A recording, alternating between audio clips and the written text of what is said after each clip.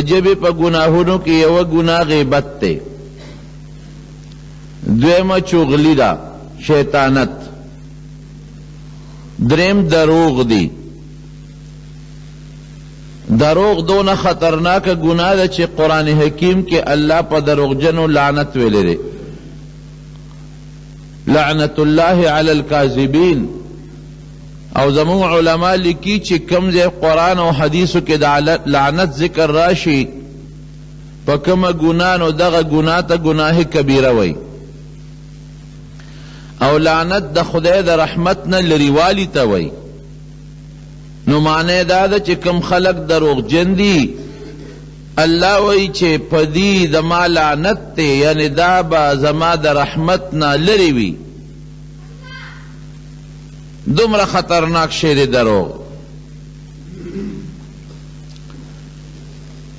او زمارونو چی کم سڑے دروغ وی، حدیث پاک کی راضی چے یو انسان رشتیا وی او دے بیا رشتیا وی اللہ ذوالجلال فرشتو تا حکم کی چی دی سڑی نم دا رشتونو پا رجسٹر کیو لکے. نو دا خدای پنیس چکل دا انسان ذکر کیگی و فرشتے نم اخلی، نو فلان کے رشتون سڑے، فلان کے صادق. اللہ دا اللہ فرشتے پا صادق و پرشتونی انسان نم اخلی، دے لقب شو دا خدای پنیس. او چکم سڑے دروغ وی یو ذل وی نو صبر و توکی، نو چے بیاو وی اخر دا دروغ دا عادتو گردی. اللہ سره چې کم دا دروغ جنو کتاب دی پاغی که ولنو لکی، یو کتاب اللہ سره دا رشتونو دی، یو دا دروغ جنو. دا دروغ جنو پاغا لس کے نم راولی، او بیا چې فرشتے یادی یا اللہ یادی نو پا دروغ جن یادی. سونا خطرناک خبر شوا. یو حدیث پاک کے راضی نبی علیہ السلام فرمائی چې کم سڑے دروغ وی دا دا دا خلین داسی بدبوئی دی چی یو ملک تی فرشتے تختی، ملک دن دا دا خلی دا بوئی فرشتے نو دریگی لری تی تختی. او دروغ جن سڑے پا دنیا کے مرسوئی خلق پہ اعتماد نکی، مڑوی ایسا دروغ جن دے. خدا پہ اعتماد نساتی وی دروغ وے، بچی پہ اعتماد نساتی، گاونڈیان پہ یقین نساتی، دا خلقو پا نظر کم سپکی. او دا پیسو کی یقین ساتے. مشہور قصہ دا اسکول کتابونو کی اوزل لکلے وا،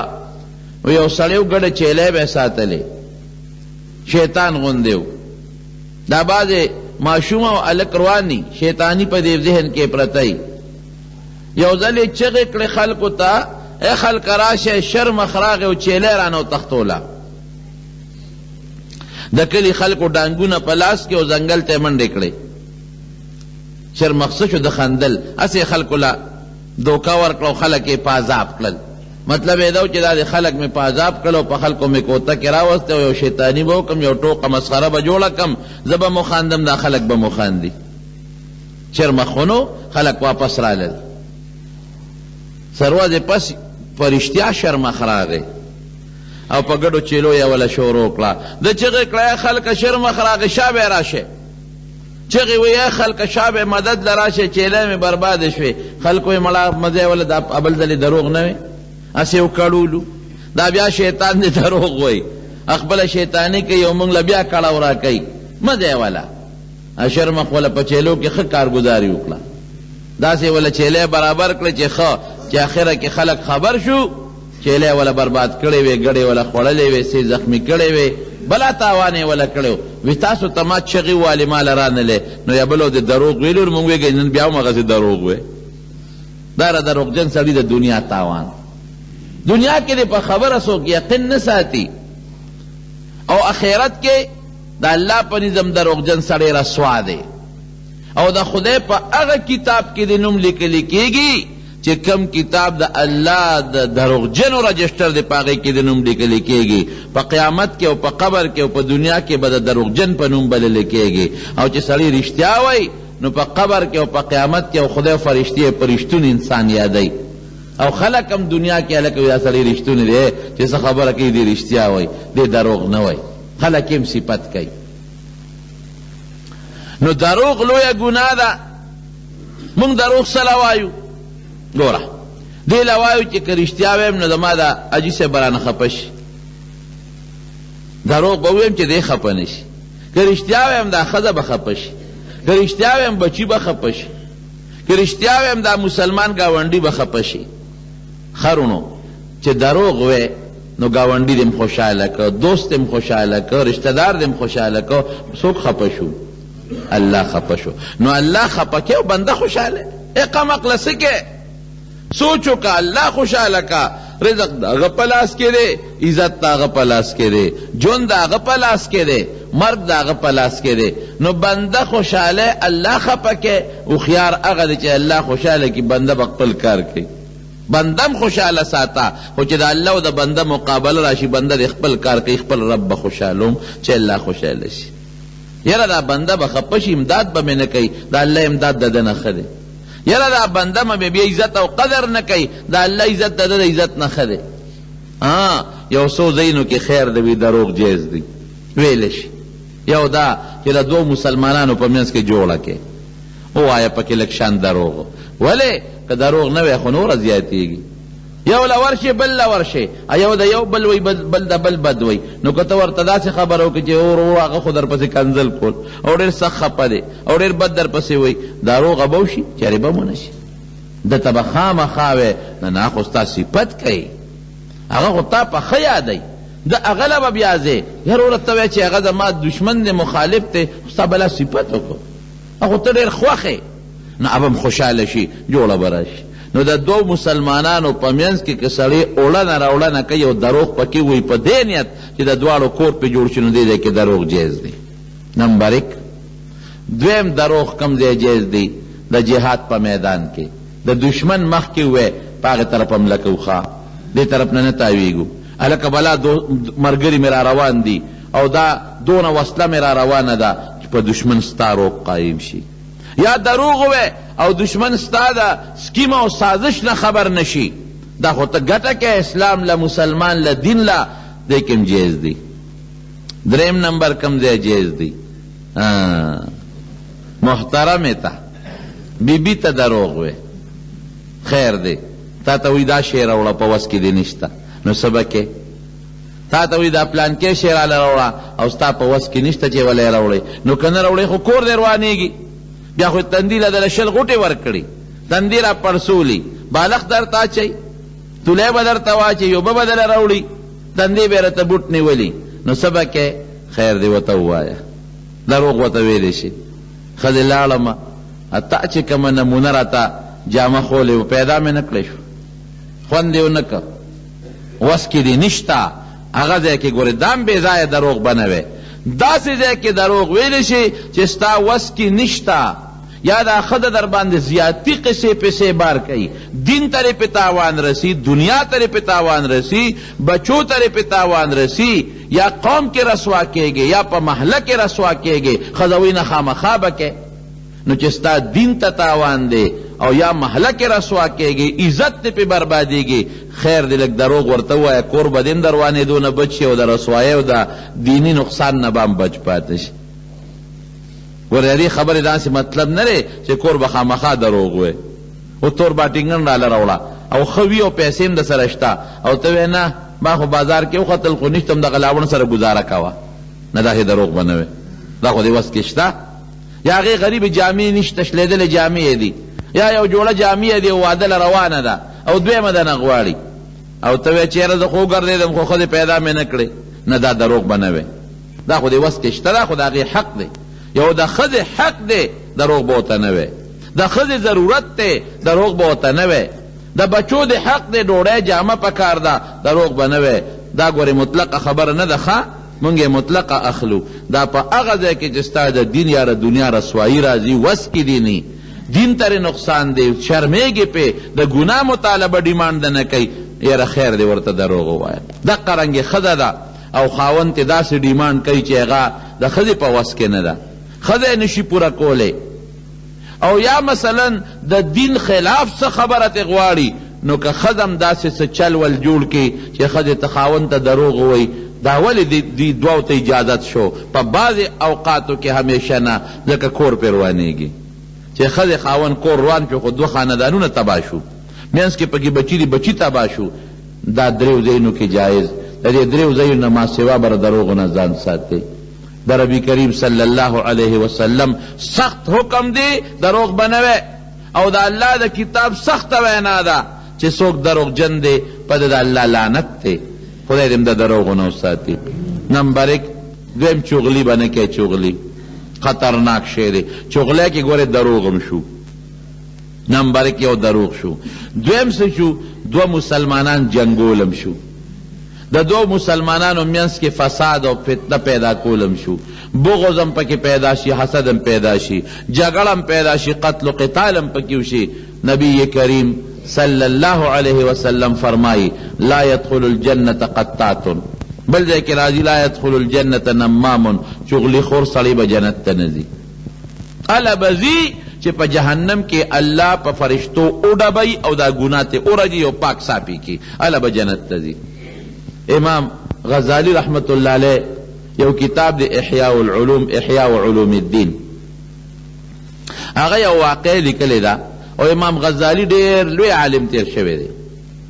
اوس هم چې څوک دی یو عالم صفت کوي هلکه وایي غزالی الدهر دا خدا خپل زمانه امام غزالی دی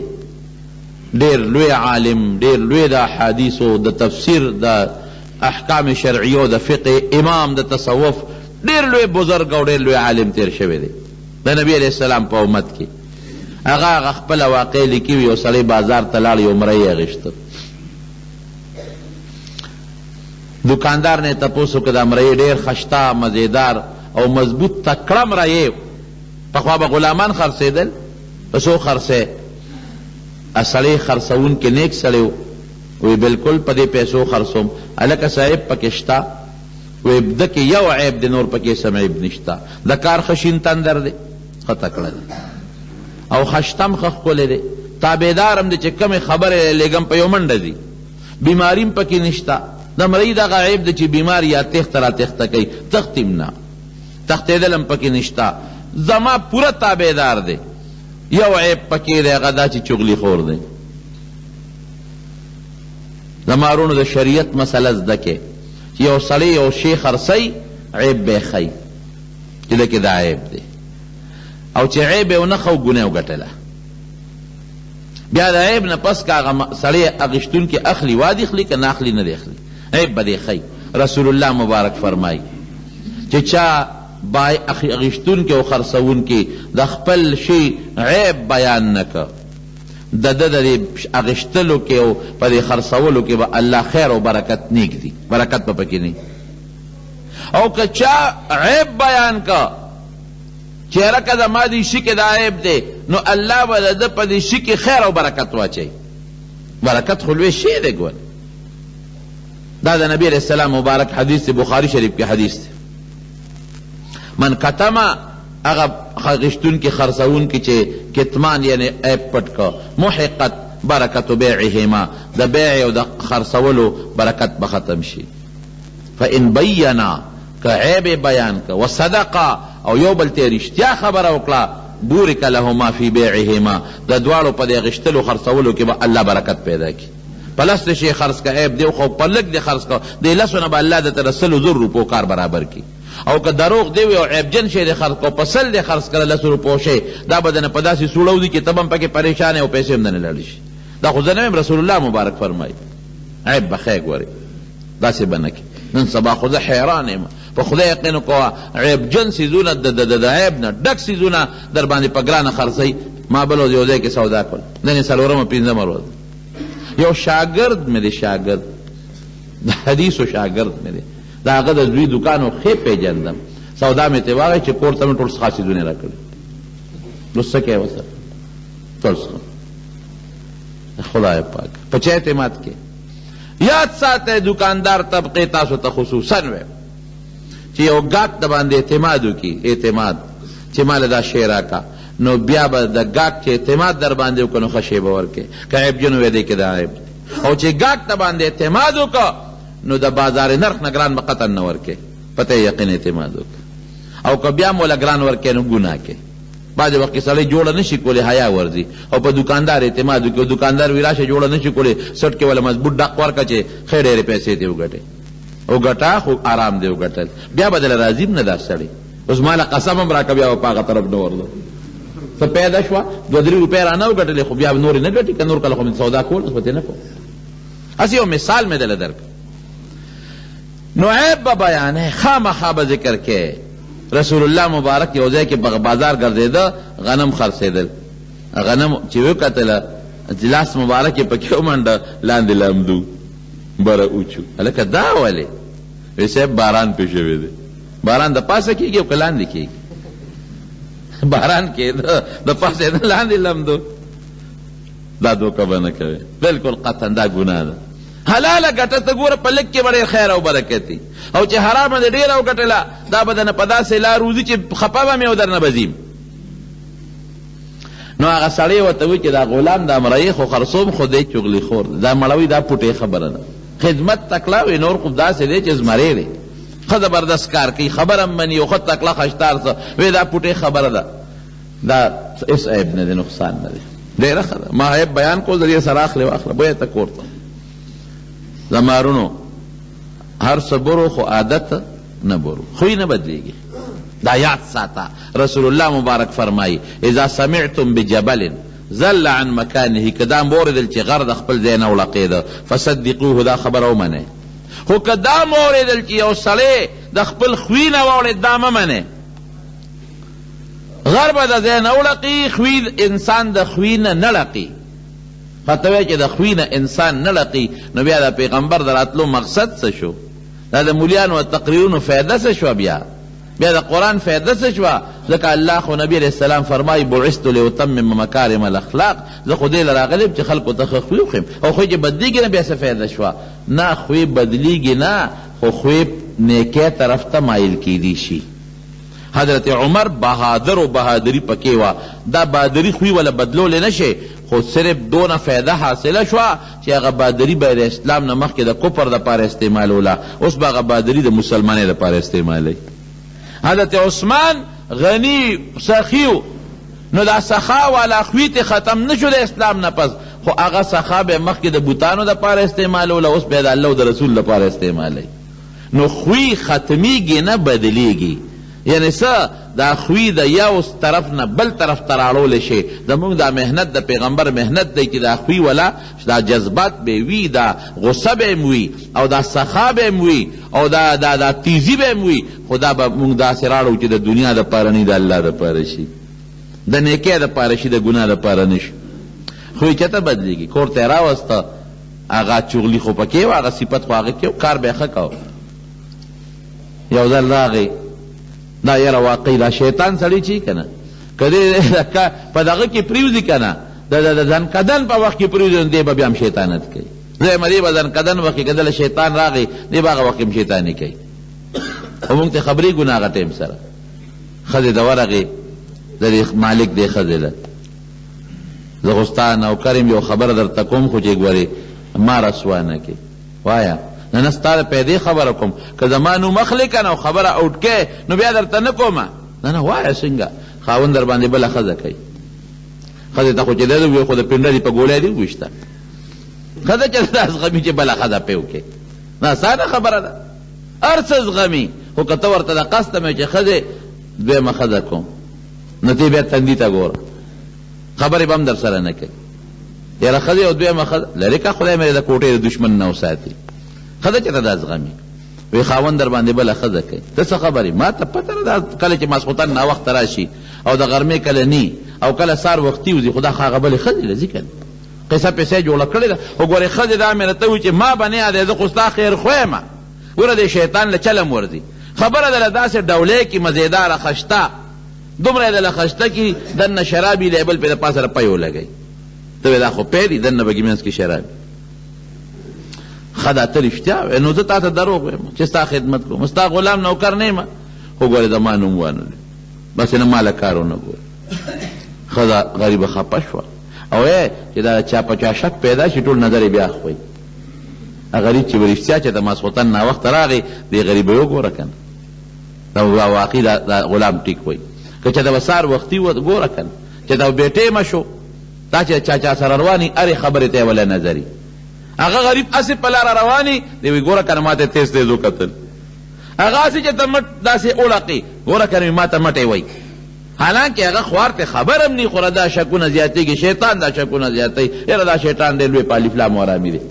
دا خلک یې غرق کړل بهر کیف وی څه به کوو هلکه دا به څه چل کېږي وی چل راځي نه کې اسپیکر چې ونه کې زه په دې علاقه کې یو تعویزګر دی هغه تعویز دله وکړم چې د اړه وله تور کړم د هغه بلې ښځې نه هله شا به کړ څه پیسې چې غواړي وی نه ابه دا چل کې چې د دې خاوند د دې غړي نه به لږ ویښته را پرې کې که د سر نه دې را پرې کړلم خیر دی ګیرې نه دې را وویستلم خو دا غړي دا ویښته ډېر قیمتي دي دا یو 2-3 ویښته مال راکړه چې هغه تعویزګر له تعویز به وکړي ته تماشه کوه وله بیا دې توري تا سره بیا ښه مینه پیدا شي ویښته به دې څنګه را پرې کوو وی دا خوا سانه ده خو چې کله وده شي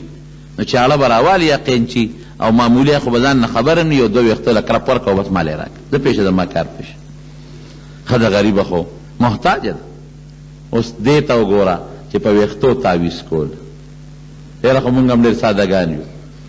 پلانکې سړی په تورې چرګې په وینه تعویز کوي په وینه تعویز جیز دی تعویز چې خو د خدای نوم لیکې نو د خدای نوم به په پلیت شي لیکې وینه خو پلیته را نجسه ده په پلیت شي څنګه تعویز کوې مونږ ډېر قمقل خلک یو هغه وایي توره چرګه راوله کله وي تور چیلې راوله زم چې دا تور کې څه چل دی دا تور چې مونږ یادو تور چیلې او توره چرګه دې کې څه چل دی د دې مقصد باندې ځان پوه کې دا چې ته یو تعویزګر و هغه له به خلک تعویزونه له تلل نو چې تعویزونه له ولاړل نو هغه به ورته وی توره چرګه راوله د هغې په وینه دله تعویز دی کوم دې غریب ببارو چې خدای توره چرګه خو ګور یو ویښته پکې یو بڼه پکې سپینه نه دا دا رقم را پیدا کړم چې بار به ووتل ته کې به ورته هغه د تعویزګر هغه سړی به ناست و څه یې درته ووې یو تعویز را لیکي خو توره چرګه غواړي زم کلي ته توره چرګه به پیدا کوم نو وی داسې کار دی غږ مه کوه ما سره شته زه به یې در باندې خرڅه کړم خو ګورې صیب ته غږ ونه کې اما منځ کې د صیب چرګه وه صیب خبر بیا خو راز فاش کېږي که نه سړي به ویل ډېره ښه ده غږ به نه کومه چې کلي ته ځم 200-300 مې کرۍ لګي او بیا تورې چرګې پسې ګرځم دا خو خله په اسانه په 200 په 300 والم خو چې شی میلو شي بیا یې ورکړه تعویزګر بابا له به یې وړه دا صاحب چرګه مې را پیدا کړه یاره دا خدای لکه ښځه داسې وکړه دې کوټه کې پرېږده دته داسې ګپ شپ لګوه زه به دې باندې د تعویز کوم غریب به بار وایسته ده به سبق په تعویز ورکړه زه په مخه دی ښه چرګه به بیا هغه خپل شړي له ورکړه هغه چرګه به دروازې 10 ځله حلالېدله او 10 ځله به خرڅېده تور چیلې پیر بابا له او کاکا صاحب له خدای ته وګورئ خپلې پیسې که در سره ډېرې شوي او که ډېرې نی خیرات کې نو په جومات کې ولګوه په خپلو بچو لګوه په خپلو رشته دارانو غریبانانو یې تقسیم کا په خپل کلي ګاونډ کې مسکینانو له ورکړه دا څه کې په کوم طرف روان دی څوک به تعویز ولیکي ماشوم له به خپې ته واچوي هلکه تعویز کې که د خدای او د رسول نوم لیکلي د خدای نوم مثلا لیکلي یا د قرآن الفاظ دی لیکلي یا د رسول الله حدیث دی لیکلي نو دا خو د ظالمه د کفر کار وکړه چې هغه خپې ته اچو د خپې سره لګي او ماشوم سره منډې وایي دا خو ډېر لویه ګناه ده څوک به څاروو ته تعویزونه اچوي یو سړی مې تپوس وکړه هلکه څاروو ته تعویز دا خو سوټو پورې مری مږي او خپې مږي او غوجل کې ناست دي دا خو د خدای د نوم غټه بېعزتي وکړه بېادبي دې وکړه د کفر کار دی دا کافر شي په ظالمه وی نه موږ پکې د فرعون او شداد نومونه لیکو پوره نو ما وی کې د فرعون او د شداد نوم څه لیکې د هغې باندې برکت حاصلې نو دا خو هم کفر دی چې د کافر د نوم برکت اخلي او کوی چې نه دا څاروی به ترې ویرېږي نو هغه ته څه پته لګي چې دې کې د فرعون نوم لیکلی شوی دی او د فرعون نوم ولا 10 ځله لیکه د املا پورې ولا مګه د څاروي پورې ښه مګه د غلاد پورې مګه نو پی به زیات کړي زمونږ قوم دا شیطان دې دلته وسوسې اچوي دا ولې دا په غلطو مونږ سر یو ولې دا غلط کارونه مونږ کوو ډوډۍ ولا دم کا خوله کې څاروي له ورکه ګوړه ولا دم کا خوله کې ولا ورکه ماشوم له دا څیزونه کنجکې منجکې دا ماشومانو ته مه اچوه صحیح تعویز د شریعت مطابق ولا ولیکه خیر دی غاړه کې ولا واچوه ماشوم له غاړه کې واچوه څاروي له ګوړه اوړه دم کا ولا ورکه دا د فایدې خبر د خېټې ته بلال شو نو دا زمونږ قمقلتوب پورې مې خبره کوله څوک وایي د اوسۍ په سر من دله تعویز لیکم اوسی راله را پیدا کوم اوسی راله کوم را پیدا کوم نو دا غری دا ویخته ولا راو باس یو څو هغې وی زه دا خو اسانه شوه چې کله مې میړه وده شي یو کرپ په ورکړم یو د ویښته به ترې راکاږي هلته لاړ هغه خاوند ته یې وی سړیه یو خبره درته کومه خو ګورې خوله کې به پټه ساتې نیکه مې ډېر خیال ساتي او ګورې زما نو وایه ښځې د بل چا سره تعلق جوړ کړی څه دې ووې سړیه وایي زه کور کې خدمتګار نه یم خو ګورې ستا د پیدې خبره کوم چې نه مونږ یاد نه کوې وره چل خو ورځي که نه او نن دی که سبا د بېغمکۍ دی هغه څنګه ځان ته لاره وارئ وجنې دې پرېږدي دی چېته هر ځای کې چې ګیر کړې خو په دا مازدیګر د لامله کوي وجنې دي سړیه دا دې سوی ښځه نو ځان چې تره قصد توده که او خرار شروع که چې پته راته ولګي ما خو راته ووي ته ځان ته تماشه کوه چاړه به بل او راغېشتي تېره کړې ده او هر وخت چې دی لالی دی یا دې په دا قانچې دله په دا مری کې در منډي پرېږدي دی نه سړی وی ګور ما یاد نه کړي سړی واقعي چې هلکه ښځه خو هم قمقل شی خو دی کټ کې سمله تورې ځان سره غلې غوندې کېښوده او د قصد ځان وده که خرارې شروع که هغه غریب یې خو پرې کړې هغه په ښه نیت راغله چې یو دوه ویښته به پرې کړم چاړې را واخېسته خو چې دې مرۍ ته را نږدې کړه بس د سر راوچت کړه او غلام خو مې ټیک وایي دا خره چې پرې کړې ومه که پېنوم خو بیا ځای لال کړې ومه ترې اوچته کړه شړق یې ورکه سر یې ته یې وغورځو چې ویې غورځاو ده ورمنډه کړې هغه د ښځې رونو پسې راشئ خور یې دله مړه کړه مفتو کې دله وجه هسې بېسه یې مړه کړه خو ګورې ما به نه یادوې هغې چې راغله خور یې ولیده چې د هغې نه خو وینې بېږي او تړته کې ویو لاسونه خپې ټوپونه وایي مفتو کې توره کې خو سړی هلته مردار کړه مړی د چغلۍ برکت دې ولیده سړی هم لاړه او ښځه هم لاړه دا د چغلۍ دا امام غزالي رحمت الله علیه په احیاء العلوم کې لیکلي دي احیاء علوم الدین څه من غلط خبره نه ده دومره خطرناک شی د چغلي او که ته وې چې د مړه خو هغه سړی مړ شو بل مړ شو یاد وساته د دین په مسله ځان خبر کا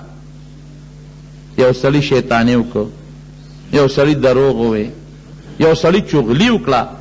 د دې شیطانۍ او د چغلۍ په برکت چې څومره مړي شو د دې چغلي خور او د شیطان په هغه مړو کې حصه ده دا دې نه وایي چې د قتل ګناه شو نه جناب تا شیطانۍ کړې تا چغلي کړې ده د هغه قاتل چې څومره ګناه شوی ده دومره بس تام کېږي د هغه به هم کېږي خو دومره سره تم شریکې موږ ډېر داسې کوو موږ وایي دا ما خو مړې نه دی کړی هغه کړی نه نه ستا په شیطانتو شو رسول الله صلی الله علیه وسلم فرمایي چا چې د بل په مرګ کې دوه ټکي استعمال کړل دوه ټکي لکه عربی کې وي اقتل پښتو کې وایي مړ که دا پلان کې صرف اق لفظ وایي یا وي مړ وایي مړ نور ټکي ونه وایي دو ټکي استعمال کی د دغه دو ټکو والا سړي په تندي به د قیامت پر ورځ لیکلي آیس من رحمت الله دا پلان کې سړی د الله د رحمت نه ناامید دی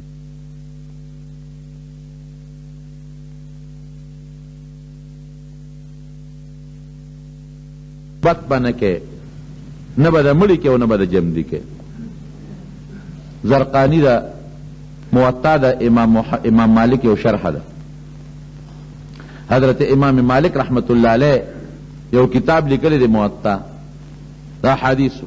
دا هغه شرح د زرقاني هغه کې واقع لیکلی دی دا هم ډېره معتمده خبره یو ښځه مړه شوه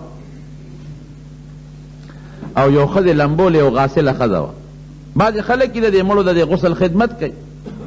یو غاسلې ښځې دا ښځه لمبوله چې کله لمبوله هغه صابون مابون یا لاس ماسې پرې راښکه هغه زمانه کې خو خیر صابون نو صابون په ځای به نور څیزونه استعمالېدل نو چې د رون له کله د ښځې لاس ورسېده نو دا غاسله ښځه وایي دا لمبونکې یاره وایي دا مړې چې دی دا ښځه وی دوا ورته وکړې خدای دې وبخښي وي دا مې یو ځل په بدعملۍ لیدلې وه ټوله چل خو هم ور دي که نه دا بوډاګانې مجیبه ښځې یو ځل مې دا په بدعملۍ لیدلې وه نو بس اوس خو مړه ده دوا ورته شرمۍ یم او خلکو ته دا ښکاره کوي چې ګنې ورسره ښېګړه کوم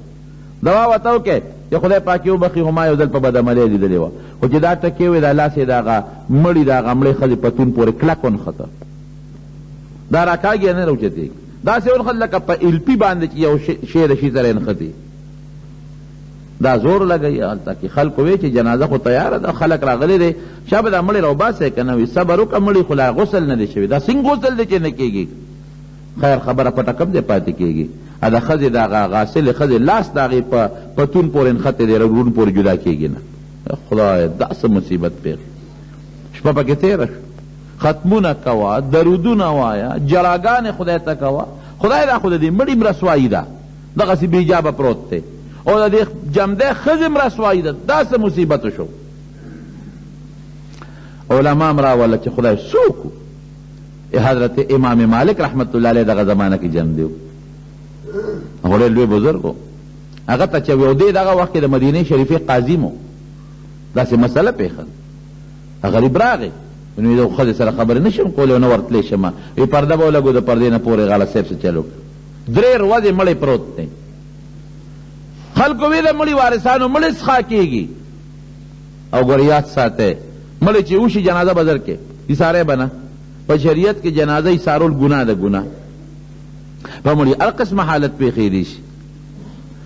هغه جناب وی چې دا خو هغه مړي والا وی چې به داسې کار دی وکړي، د ښځې را لاس پرې کړې دې مړوند کې چې موږ خپل مړی ښخ کړو، موږ د مړي بېعزتي نه شو کولی. او د ښځې وارثانو وی نه لاس څنګه پرې کړو، د ښځې د خپې نه دا پتون را پرې کړی، دا سرمن را پرې کړی ورسره. موږ خپله ښځه خدمت ته تاسو له مړي را لېږلې ده، لاس به اوس پرې کوئ. اوس مړي به بین شروع کړي، دا به څه کېږي؟ حضرت امام مالک رحمت الله علیه چې راغی پردی ورته ولګوله، ویله دې غاسلې ښځې نه دې یو تپوس کوم، تاسو ګناه خو نه ده کړې؟ وی نه ما خو هېڅ هم نه دی کړی. وی نه چې دا ښځه دې لمبوله څه چل خو دې نه دی کړی؟ وی صاحب یو خټکې مې د خولې نه وتې دی.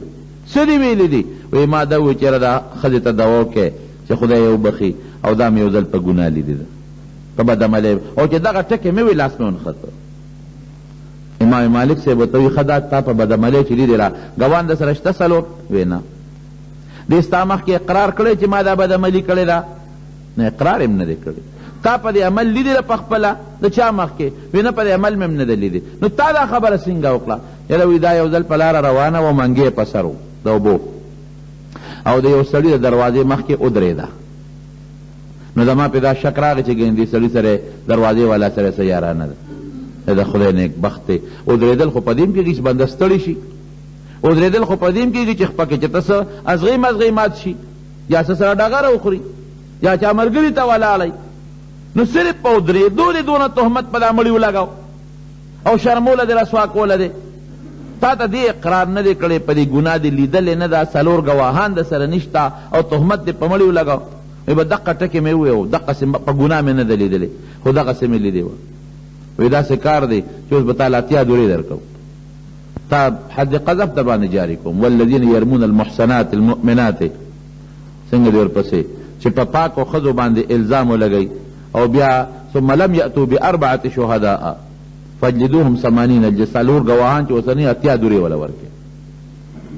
80 دورې درکوو، هله به کار ټیک کېږي. بس ښځې هغه لاس همغه مړي باندې پروت دی، په دورو شروع کړه، یو دوره ورکوي بله ورکوي، خو چې 80مه دوره ښځه وواله هغه غاسله لاس یې د مړي نه جدا شو. خو دا کارونه او کرتبونه، دا قصې پسې دا هر وخت نه ښکاره کېږي. دا خدای کله کله دا خپل قدرت اظهار کوي، همیشه نه کېږي. دا سزاګانې به الله د قیامت پر ورځ ورکوي. د مړو بد به هم نه وایه، مړي چې وشي کفو عن مساوي اعمالهم. نبی علیہ السلام فرمایي د مړو د بدو اعمالو ذکر مه کوئ. اذکروا محاسن موتاکم، د خپلو مړو ښه بیان کې، بد یې مه وایه. نبی علیہ السلام وی دی خو اسم کسه ګناه کړي نو هغې ته ور ورسېدل، دې سره پاړه بد وی. که یو مړی داسې وي چې هغه غلط عقیده لري، او د هغه غلط عقیده او غلط عمل په خلکو کې خور شوي وي او خلک په هغې لګیا دی عمل کوي، نو ذکر یې وکړه چې خلک یې د هغه بدعملۍ نه ځان وساتي، یعنې د مړو به هم بد نه وی. غیبت په نه د جمدي کې او نه به د مړي کې، سخت وبال او سخت جرم دی. حضرت ماعز اسلمی رضی اللہ عنہ دا حضور پاک صحابی دی، اور آغی نبی علیہ السلام تو ما گناہ کردے. حضور پاک مبارک تی مخ دی بل طرف توالا، دی بل طرف تر آغی وید اللہ رسول ما گناہ کردے پا ما حد جاری کا. سلور ذلتی حضور پاک مبارک مخ اڑا واغا بار بار وی. نبی علیہ السلام مبارک تی پورا تپوسو نو کرل اجورم ایک کردے. صحابو ته زیدی بوز او سنگساری کی چکل بوت او صحابو سنگسارو نو دا د مرګ دا دل ډېر خطرناک دی، د منډه کړي. حضرت عمر فاروق رضی الله عنه تر یو جامه د اوښ پرته وه، په هغې یې وویشته و، دې غریب را پرېوت ساتې ووت، او رده نه وینو دارې والې د حضرت عمر په جامو پرېوتې. ده ورته خیرې وکړه حضرت عمر فاروق، ای معاذ خدای دې داسې داسې کا، که تا دا ګناه نه وې کړې نن به زمونږ جامې په وینو نه وې لیت شوې. چې راغی حضور پاک مبارک ته صحابه وي څه چله مو سره وکړو؟ وی صاحب سړی مو سنګسار کړ. وی صاحب هغه درد لږ تنګ که نو منډه یې کړې. حضرت عمر فاروق رضی الله عنه د اوښ په هغه جامه وویشته او خیره یې ورته وکړه. رسول الله مبارک فرمایي عمر بد دې وکړل، زما د قسمې د ماعز داسې توبه استې و داسې توبه که دا توبه د ټولې مدینې په خلکو یو روایت کې د ځمکې ذکر دی، د ټول ځمکې په ګناهګار طبقه تقسیم کې د ټولو توبه به الله قبوله کړي. هغه داسې توبه ویسته، ته بیا وایې چې دا ګناه وکړه. نو د مړو د بدو ذکر به نه کوې چې یو مړی بدو کې څه پته لګي د مرګ نه مخکې هغه توبه استي، او که نم د استې هغه ورغې که نه خدای الله پیشه وله د هغه بد عمل پیشه، زمې د هغه بد عمل د ذکر کولو څه ضرورت دی. د مړو ښه ذکر کې ښه ووایې چې دا ښه سړی و، دا نیک سړی و، بد به نه وایې، نه د جمدو نه د مړو. نبی کریم صلی الله علیه وسلم چې کله معراج ته تللی دی، صحابو ته بیان کوي، یو قوم مې ولید چې په دا شونډې ولا په قینچو پرې کولې، دا شونډې او چغې به یې والې. تپوس مې وکړه دا څوک دي؟ وایي دا هغه خلک دي چې په دنیا کې به یې غیبتونه کول. یو بل قوم مې ولید چې دې وختي کې به یې وله سیخ ورکه او راښکه به یې د دې غوږه پورې به یې وله شلو، بیا به یې دلته سیخ ورکه دا بل غوږه پورې به یې شلو، دا به جوړېده دا به یې وله بیا شلو، دا به جوړېده به وله بیا شلو، هغه به چغې والي وینې ته به یې دی. مې دا څوک دی؟ وایي دا هغه کس دی په دنیا کې چې دروغ وي دروغ، او دنیا ته به یې دروغ خورېدل. ویلون نبی علیہ السلام فرمایي لمن هغه انسان لا ډېره لویه تبعی ده چې هغه دروغ وایي دې دپاره چې خلک پې وخاندي. وی دا ویلون له درې ځله فرمایي دا سړی دې برباد شي، دا سړی دې برباد شي. من کان ذا وجهین فی الدنیا کان له یوم القیامة لسان من نار، چې کوم په دنیا کې دوه پړیقه دی، یو ته په یو مخ خبره کوي، بل ته په بل مخ خبره کوي، شیطان دی. رسول الله صلی الله علیه وسلم فرمایي د قیامت پر ورځ په داخله کې د اور جبه پرته وي، د اور جبه په کې تاویږي راتاویږي. موږ پراپیګنډې څو نه کوو، دروغ پراپیګنډ دا ډېر لوی جرم، خطرناکه ګناه، لوی ګناه کبیره ورته وایي. نو په دې جبه شیطانت هم کېږي، دروغ هم پې وایي، غیبت هم پې ویلې کېږي، شیطانت هم پې کېږي. دا ټول جرمونه د دې وړې جبې دي. ځکه رسول الله صلی الله علیه وسلم فرمایي که ما له چا ذمه داري راکړه چې په دې ژبه به دروغ نه ویم، دې سړي له زه ذمه داري ورکوم د جنت چې دی به جنت ته ځي، دروغ چې په دې ژبه نه وي.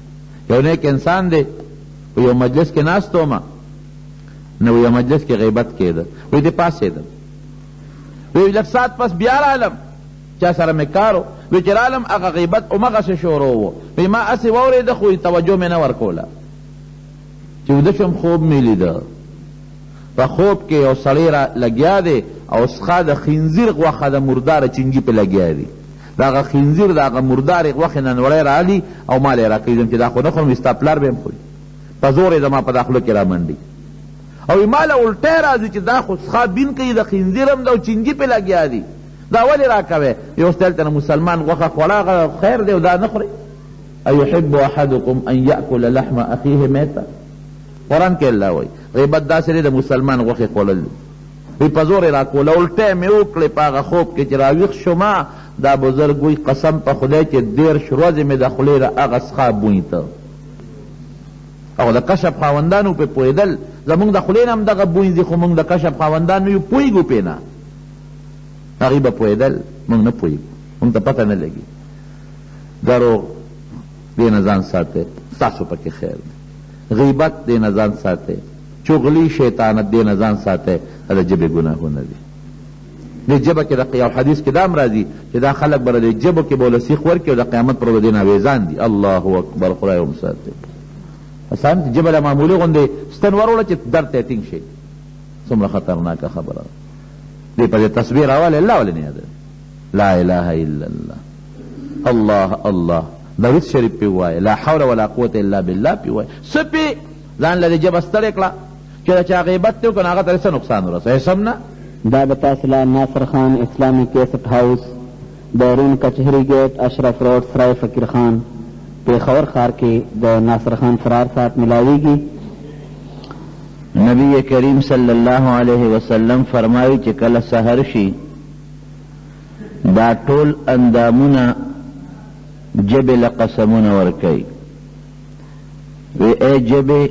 که لاس دی او که خپې دي او که نور وجود دی، جبې ته وایي چې ګورې مونږ تا سره متعلق یو، زمونږ تعلق تا سره دی، مونږ په تا پورې ولاړ یو، که څه سمه شوې مونږ به هم سم یو، که ته خرابه شوې نو مونږ هم خراب یو. د خدای دپاره زمونږ لحاظ وساته. دا حقیقت ته که جبه کنزلو کی او دا غی نه جنگ جوړ شي نو لاسونم کوتک تلاس کی تماچے تلاس کی او خپیم منډه ووی. او که جبه سم شي دا الله ذکر شروع کی دا الله په یاد کې چلیږي لاسونو خپې او دست او منځ ته متوجه شي. څومره چې زمونږ په دې وطن کې قتل او قتال او جګړې او دشمنۍ جوړېږي د ژبې د لاسه نو د نبی علیہ السلام مبارک وینا ده او ډیره بهترینه وینا ده چې اندامونه ژبې له قسمونه ورکوي چې ګورې په تا بربادېږو په تا ښه کېږو سمه چلیږه. دا ژبه که سمه وچلیږي د الله په یاد کې وچلیږي د الله په ذکر کې وچلیږي اندامونه به ټیکي، ټول اندامونه به د الله په رضا کې چلیږي. او که دا ژبه په کنزلو کې په غیبت کې په چغلۍ کې په شیطانت کې او په بدو کې وچلیدله نو ژبه خو ټوپک نه رالی، لاس په بیا ټوپک هم رالی، تماچه به هم رالی، دشمنی به هم جوړه شي، قتل و قتال به هم جوړ شي، دوه خاندانونه به هم یو بل سره وجنګېږي. دا د ژبې د لاسه. قرآن حکیم کې الله فرمایي چې اے د ایمان خاوندانو لا یسخر قوم من قوم، یو قوم د بل قوم پورې ټوقې نه کوي، یو سړی د بل سړی پورې ټوقې نه کوي. لکه زمونږ په وطن کې دا یو لوی پیغور دی که د چا رنګ توري نو خلک ورته ټوقې و پورې کوي او پیغورونه ورکوي. که د چا قد بدرنګی بدشکلی نو خلک ټوقې ټقالې و پورې کوي او پیغورونه ورکوي. که څوک ډېر اوږدي لوړي هغه پورې هم خلک ټوقې کوي او پیغورونه ورکوي. که د چا سترګه معذوری هغه پورې هم خلک ټوقې کوي. که چې دا چا رنګ ښکلي ني هغه پورې هم خلک ټوقې کوي. الله فرمایي د ایمان خاوندانو یو بل پورې ټوقې او ملنډې مه کوئ. ته چې چا پورې ټوقې کې مسخرې کې ممکن ده د الله په نزد به هغه ستا نه غوری، ته به هغسې غوره نه او د الله په نزد غوری. او دا حقیقت دی. امام ابو حنیفه رحمت الله علیه په لاره باندې روانو یو سپی ولید، ډېر بد شکله سپی و. سپی اسم ښه شکلی نی، خلک چې یو بل سره د بد شکلی تشبیه ورکوي نو سپی یادوي، مړوي لکه د سپي غوندې شکل لري. او بیا هغه سپی ډېر بدنومه او بد شکله و نو امام صاحب خپل ملګري ته وایي یاره ډېر بد شکله سپی دی. وی سپی ورته ګویا شو، ورته وایي چې ګوره عجیبه خبره دې وکړه د الله نه ویرېږه. دا شکل ما ځان له پیدا کړی دی که د الله پیدا کړی دی؟ دا سخا شکل خو الله را کړی دی. که خوښه زما وه نو ما به ځان سپی پیدا کو، ما به ځان انسان جوړ کړی. نو الله را نه سپی جوړ که تا خو نه دی جوړ کړی. او بیا د سپي دا بد شکله شکل الله را کړی دی، دا خو ما ځان له نه دی جوړ کړی چې ته ما پورې خاندې. امام صاحب چې تا خبره به کله را یاده شوه نو په جړا به شو چې یا الله زما توبه ده، دا مې څه غلطي کړې ده. او دا حقیقت دی رونو که مونږ پې سوچ وکړو دا څرنګه چې د مخلوق بد وی نو مخلوق خو ځان په خپله نه دی جوړ کړی، دا په حقیقت کې د الله بد دی. دا الله بد دی وی نو دا الله بد چې سړی وی الله به پې څومره خفه کېږي. مخلوق به د مخلوق صفت کوي، بد به نه وی. د شکل صفت کوا او بد یې مه وایه چې دا شکل خراب دی. ټوقه ټقاله مسلمان پورې مه کوه. عسا ان یکونو خیرا منهم، الله وی چې دا چا پورې ټوقې کې څه پته لګي دا الله په دربار کې دې ستا نه غوره دی. بیا به څه کوې؟ حضرت بلال رضی اللہ عنہ تو گورا دا شکل نا تک تور دا رنگ نا تور دی گورا شکل خشتا ندی او چه خبری بے کولی نو دا جب خبریم صفا و مزیدار نوی اشہدو شین بے نشو بیلے اسہدو بے وی آواز اللہ خشتا ور کڑیو شکل خشتا نو لیکن دا اللہ پنیز مرتبہ سمر لری دمر دلوی مرتبه خاون چې د دنیا مخلوق ورته پسخیږي چې الله دې تور رنگ والا بلال لتا سونه لوی مرتبه ورکړي ده عسى ان يكونوا خيرا منهم نو چې کم قوم د بل بدوی موایا دا الله پنیز به پته لګي ممکن ده چې هغه د دنه بهتري د خدای پنیز الله تخوخوي او نبی علیہ السلام دقه سے فرمایي وی عربی لپا عجمی فضیلت نشتا عربی وی زغ ورم نه دا خبره خطا ده او نسپین لا پا تور باندی فضیلت تا چی دیوی دا سپینی مودی تور دی دا پکی نشتا لا فضل لعربی على عجمی ولا لابیض على اسودا دا سپین دی نوی چی دا سپینی مودا تور دی او که فضیلت تی الا بالتقوی پا پریزگاره دی تور چوڑے دی تور چوڑے او ټول روز په ډیرانونو او په لختو کې پر دې غریب خدمت او مزدوری کوي په جب الله یادی او تقوا پرهیزګاری د پکې دا غسپین خشته مالدار نه چې بسترو کې فومونو کې ډډه والی خو الله نه یادی دا الله نه لري دی دا چوړې د الله په نزد ډېر زیات بهتر دی ټوکه ټقاله به مسلمان پسې بالکل نه کې دا ګناه شو په جبه او یو حدیث پاک کې راځي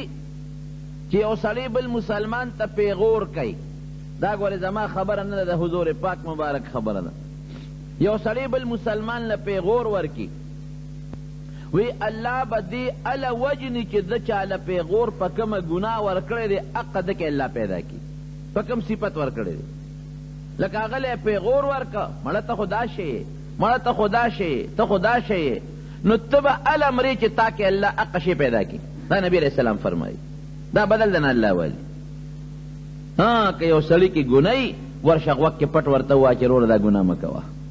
یو سړی د معاشرې غلطي کوي ورشه پټ په وقت کې ورته وا چې ته غلطي کوې ردې نه ځان وساته او که یو سړی داسې ګناه کوي داسې غلطي کوي چې د هغې ضرر مخلوق ته دی بیا ویلی شي بیا ویلی شي چې هغه سړی ګناه کوي هغه غلطي کوي د دې نه ځان ساته خو د دې خو د انسان د شکل سره تعلق نه لري د شکل بد ولې وی د شکل بد به نه وی نو دقه جبه ده د انسان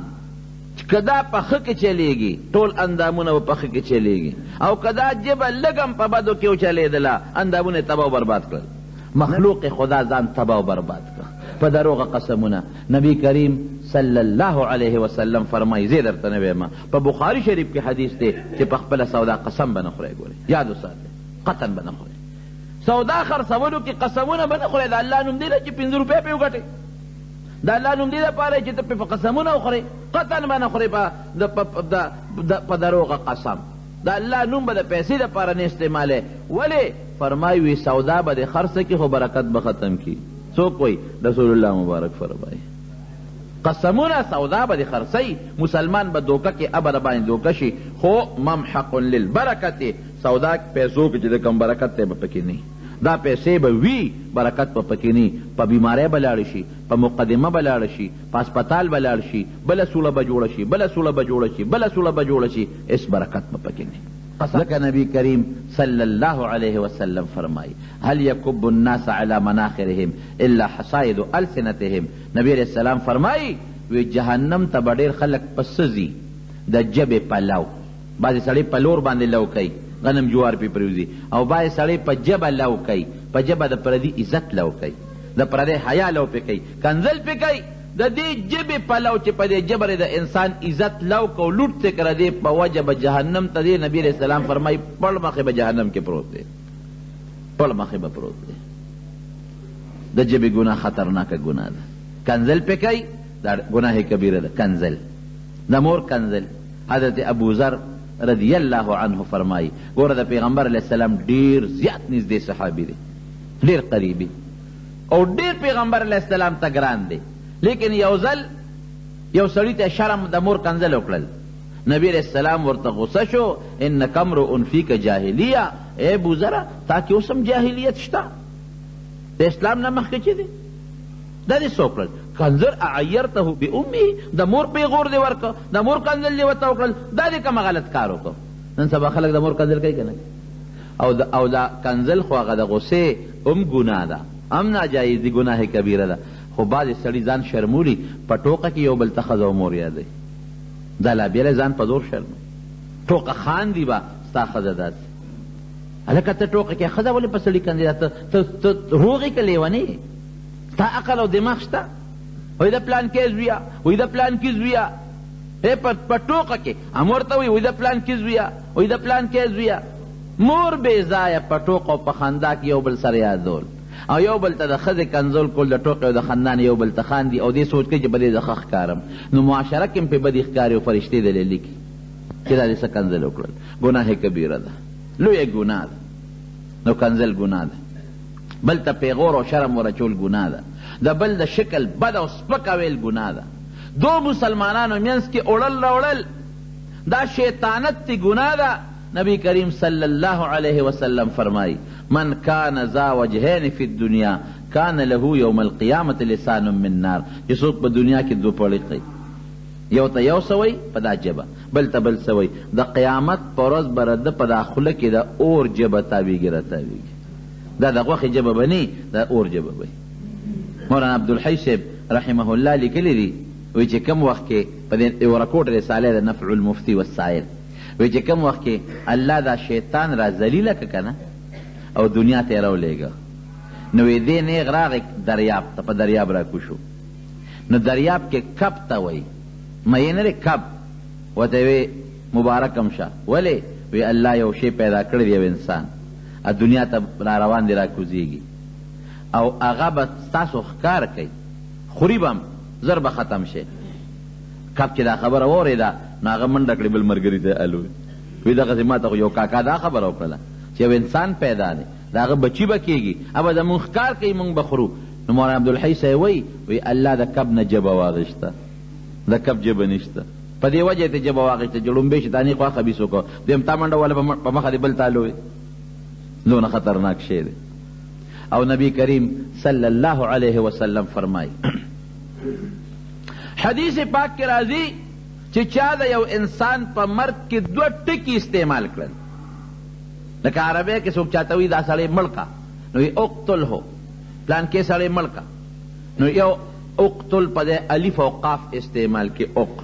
یا پښتو کې څوک چاته وي دا فلان کې مړ کا، نو دا پورا الفاظو نه وي، صرف میم اوړې استعمال کی چې دوه ټکي یو سړی د بل په قتل کې شریک شو، د قیامت پر ورځ به په دا تندي غاټ بورډ لګېدلی، لیکل به شوي چې دا فلان کې آیس من رحمت الله، دا الله د رحمت نه ناامید او مایوسه دی.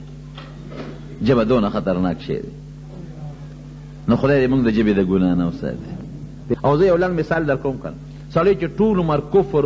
وکي او د خدای دشمني وکي او صرف په دې ژبه داسې وایي چې اشهد ان لا اله الا الله واشهد ان محمدا عبده ورسوله، د دې یوې ژبې د دې یو سیکنډ په خبرو، یو سیکنډ کې دا کلمه ویلې کېږي، په دې یو سیکنډ کلمه د زرګونو کالو کفر الله بخي که نه بخي. دا د ژبې برکت. او بل مثال هم در کو، ټول عمر د عبادت وکړه او په دې ژبه د کفر الفاظ وي، په آخر وخت کې د دې یوې پوټي ټکي د لاسه د ټول عمر هغه عبادت او هغه مسلماني په اوبو لوکېږي که نه لوکېږي؟ ابلیس ته ګوره. ها او بیا دوه سړی او الک او جینۍ بی پردي بی، نه بیا چې یو بل لیدي،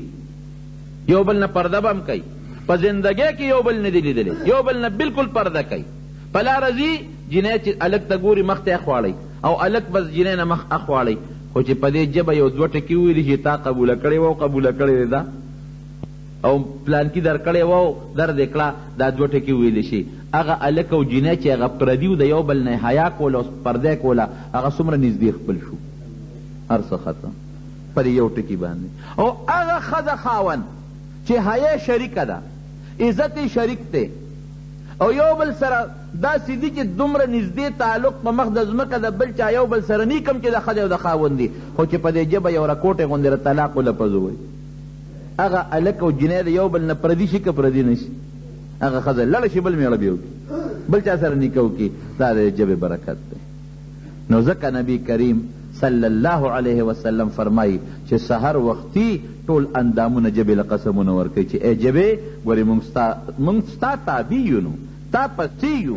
تا سره نسبت او تعلق دی، که ته سم یې مونږ هم سم یو، او که ته خرابه شي مونږ هم غرق کې. ژبه چې خرابه شي لاس کوتک او ټوپک ته ګوتې کي، نو ژبه به سم استعماله. غیبت په پې نه کې غیبت. مونږ خلق نن غیبت ته واکړو، یو د یو بد او بل د بل بد، حالانکه غیبت څونه ګناه ده. یو بزرګ یو سړی راغی ژړلی، وایي مانه ډېره لویه ګناه شوې ده. څه ګناه شوې ده؟ څه پلان کې ګناه؟ اوهو مړه، ما وی که د مسلمان غیبت ته کړی، دومره خطرناک شی دی غیبت. او چې څوک د بل مسلمان غیبت کوي، د خپل ټول قبول شوی عبادت هغه ته وبخه، قبول شوی عبادت. امام ابو حنیفه رحمت الله علیه نه چا تپوس وکړ، چا ورته وایي ته خو غیبت اړو بالکل نه کوې. وایي چې غیبت د خلکو کوم، د خپلې مور ولې نه کوم؟ وایي د مور هم دا څوک غیبت کوي. وایي چې خپل قبول شوی عبادت د غیبت د برکت نه بل چاته بخم، خو د مور غیبت به وکړم، مور ته به یې وبخم که. او حسن بصري صاحب ته چا وایي فلانکي سړي ستا غیبت کړی دی، د کجورو یو ډک تال یې وله په تحفه کې ولېږه. وایي هغه دې بد وایي ته وله د کجورو تال لېږې؟ وایي هغه ماله د خپل زندګۍ او د عمر ټول عبادت ما ته راوبخه، نو که د هغې په عوض کې یو تال کجورې ورته ور وبخم څه چل به وشي؟ هوښیاران خلک دې ته وایي. نو غیبت ګناه، دروغ ګناه. بعضې خلک دروغ وایي په ژبه. نبی کریم صلی الله علیه وسلم فرمایي څوک چې په دې ژبه رښتیا وایي، بیا رښتیا وایي، بیا رښتیا وایي، الله فرشتو ته اعلان وکړي دا فلانکې رښتونی دی، نوم وله رښتونی کیږي، او الله سره یو کتاب د رښتونو د صدیقین هغې کې وله نوم ولیکي، او د فرشتې چې د هغه نوم اخلي نو ورته وایي فلانکې رښتونی، فلانکې صادق، فلانکې صدیق، دا ورته علي. او بعضې وخت یو سړی دروغ وایي، وی ځه یاره صبر ورته وکړې، بیا دروغ وایي، وی صبر ورته وکړې، بیا دروغ وایي. الله فرشتو ته حکم وکړي د دروغجنو کوم کتاب چې دی په هغې کې وله نوم ولیکي. د فرشتو په نس هغه په څه مشهوري؟ فلانکې دروغجن، دروغ بنوي، په دروغ الله خفه کېږي. او دومره خطرناکه ګناه ده لعنت پې، لعنت الله علی الکاذبین. د الله لعنت ډېر لوی خطرناک څه کړی، د الله د رحمت نه لرې کېدل دي. دروغ ګناه شو، غیبت، چغلي، په ژبه د بل سپکه ویل، د بل بد ویل. کذب یهلک، نبی علیہ السلام فرمایي سړی هلاکت ته غورځوي. او صدق ینجي، دا سړی کامیابی. رښتیا به په ژبه، دروغ به نه وی. که ته وی یاره که دا رښتیا مې وي خو هغه دوست به رانه خفه شي، هغه دې خفه شي خو چې الله خفه نه شي. د الله نه لوی دوست بل شته؟ ا دې خفه شي خو چې الله خفه نه شي. نو رونو د ژبې د ګناه نه بس ځان ساتئ. دروغ مه وایئ، غیبت پې مه کوئ، چغلي پې مه کوئ، شیطانت پې مه کوئ، د پیسو د مال د خرڅولو دپاره قسمونه پې مه خورئ. او دغه رنګې بعضې خلک دروغ څه نبی علیہ السلام فرمایي وی بعضې وخت کې سړی په دې ژبه یو پوټې غوندې خبره وکړي، د ده هېڅ پروا پې ني، دی وي دا خو وړه خبره ده، حالانکې هغه دونه خبرې د الله په ني چې سړی په جنت ته رسي. او بعضې وخت په دې ژبه یو پوټې غوندې خبره وکړي، دی وی مړه دا خو پوټې خبره ده، دونه خطرناکه چې سړی په جهنم ته ورسېږي. لکه یو سړی وایي که نه هلکه زکات ورکړه، مړه زکات پکې چا راوستی چې دا دی وی کافر شوی. زکات چا راوستی؟ الله قرآن راوستی که هلکه مانځله مړه مونځ پکې سي، یاره دا خواستې دي مجانو ځانه قصې جوړې کړي دي، دا د کفر خبره پې کافر شوي. ګوره پوټې خبره ده پې کافر شوي. باعث خلک پولیس ورات پورې ټوقې کوي، پولیس ورات پورې ټوقې کوي. او د ویښته نه نرې او د تورې نه تېره او پلانکې وډنګرې ورپورې خنداګانې ټوقې شروع کړي. څوک د قبر فرشتو پورې ټوقې شروع کړي. دا ټوقه ټقاله چې قرآن پسې فرشتو پسې دې ته عقاید وایي، د میزان تلې پسې، پولیس ورات پسې، جنت پسې، دوزخ پسې دې وکړه، په ټک کافر شوی. او یوازې کفر داسې نه دی ښځه هم لاړه درنه جدا شوه. ګوره پوټې پوټې خبرې دي، دې کې به احتیاط دی. بعضې خلک دې له مجلسونه جوړوي او خلک راغونډ کړي او صاحب دقه ټوقې ټقالې کوي او مستی کوي او خلک ورته خاندي. نبی کریم صلی الله علیه وسلم د دې خلکو پیشن گویي مخکې کړې ده، وی اخره زمانه کې به داسې خلک یو کس به ناست او دروغ به وایي، نور به ورته ناست